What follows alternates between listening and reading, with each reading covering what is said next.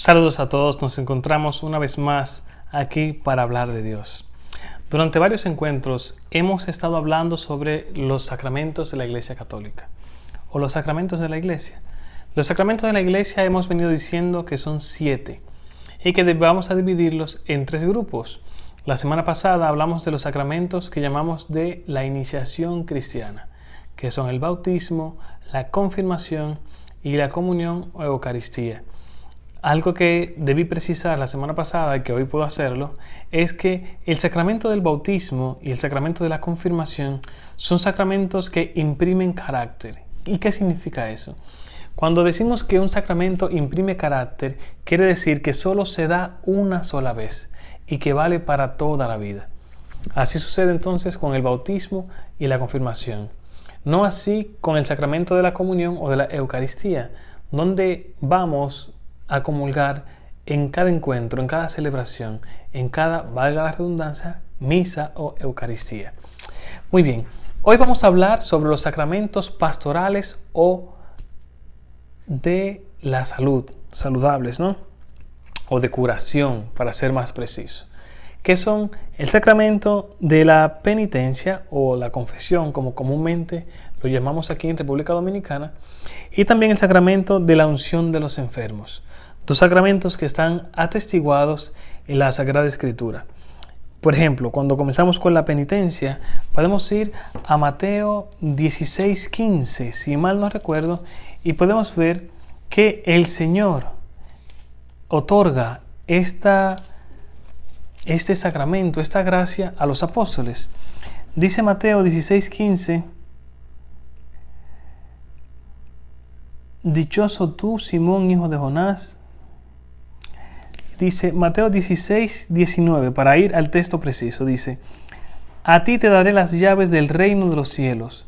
Lo que ates en la tierra quedará atado en el cielo. Lo que desates en la tierra quedará desatado en el cielo.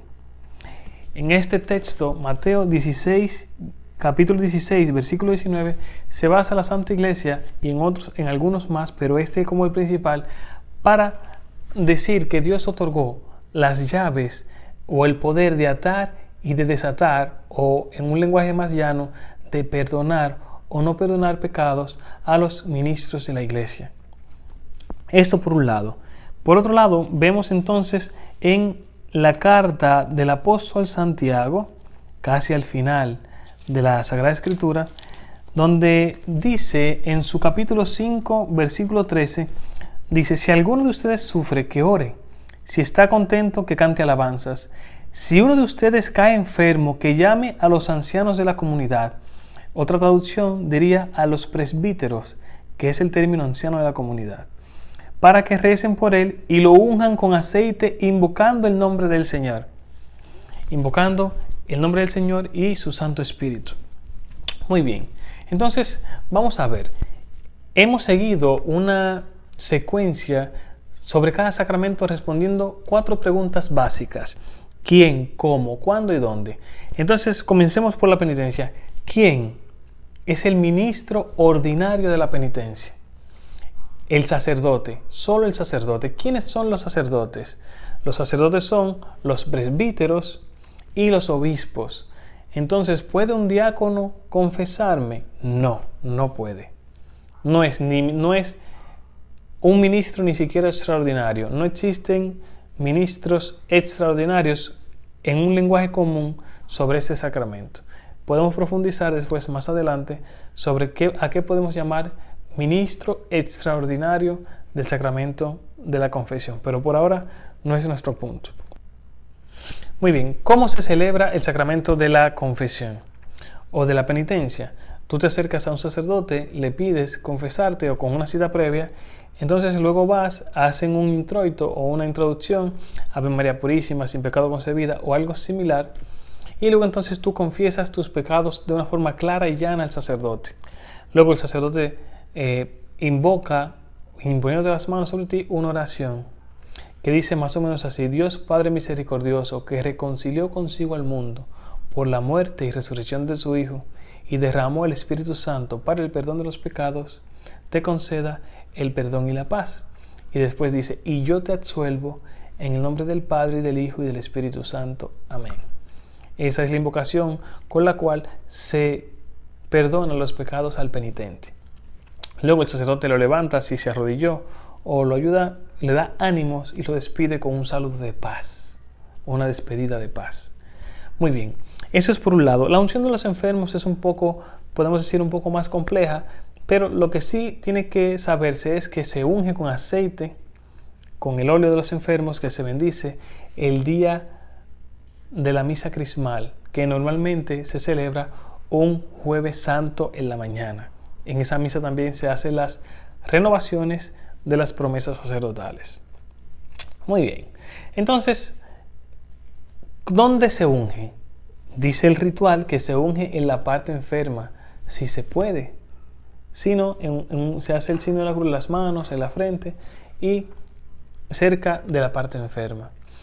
Es algo que debemos saber y precisar, que el sacramento de la unción de los enfermos no es el sacramento de la despedida.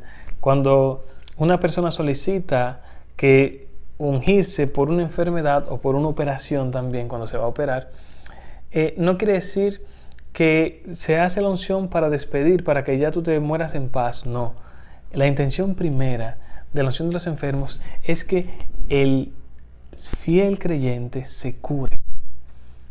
Y si no se cura, entonces que también le otorga la salud del alma. La salud del alma no es lo primero. Siempre es lo primero, pero lo que persigue el sacramento de la unción de los enfermos es la salud del cuerpo. Y consigo también la salud del alma. Muy bien. Esto ha sido todo por hoy. Nos vemos la semana que viene para hablar sobre los sacramentos del servicio o los sacramentos comunitarios. Son unos sacramentos que son el matrimonio y el ministerio sagrado o el orden sacerdotal, que son dos sacramentos súper interesantes, pero que tienen una particularidad, que siempre ocurren después de los sacramentos de iniciación cristiana. Si entendemos bien los sacramentos de la iniciación cristiana, entonces podríamos comprender muchísimo mejor por qué estos sacramentos que llamamos del servicio,